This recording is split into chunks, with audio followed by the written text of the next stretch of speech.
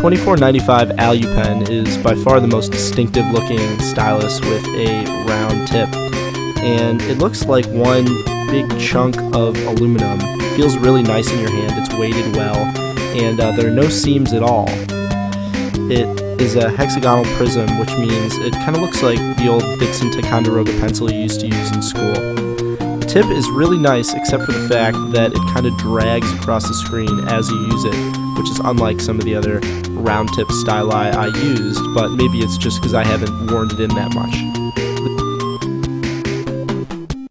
Next is a brief pit stop in the lonely foam-tipped stylus category. Pogo Sketch Plus is a relic of the old days where styli were ugly and metallic and thin and uncomfortable to hold, and the Pogo Sketch Plus is no different. The tip is made of a conductive foam that you can buy at the local Radio Shack, and it's kind of glued to the tip here in such a way that it smushes down when you use it, and it just isn't very responsive and isn't very comfortable to use, and it just doesn't evoke any sense of quality.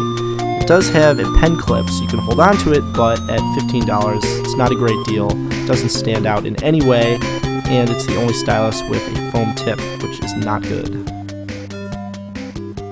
Hey, what's up guys? This is Aaron from the Average Draft Podcast, back after a very long break, and today we're going to get back into it with a little bit of a nifty piece of peripheral you could use for your iPad, and it's here, the capacitive stylus made by Boxwave. Now, we've looked at capacitive styluses before from the Pogo Sketch, but this is slightly different. Now the main difference on this one, if it's in focus, is the fact that this is a hard nib, whereas if you remember in our previous review we said the problem with the Pogo Sketch is that the end is really soft, so when you're using it, it would sort of deform and come out of shape, but this one, it's got a hard nib.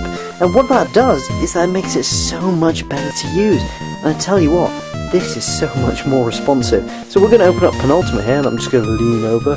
Got a bit of maths going on there. Let's open up a new notebook. Great plain paper. And what we can do is just try and zoom in here. And, camera strap in the way. Zoom in here, and let's just have a look. It's very, very responsive. I'm barely putting any pressure on the screen here, and it's just doing a fantastic job.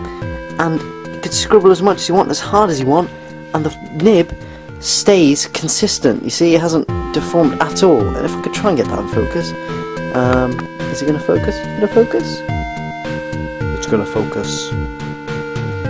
You can see that it's basically a very hard nib, and there's my Master Chief figure in the background there. Anyway, it is a fantastic little stylus.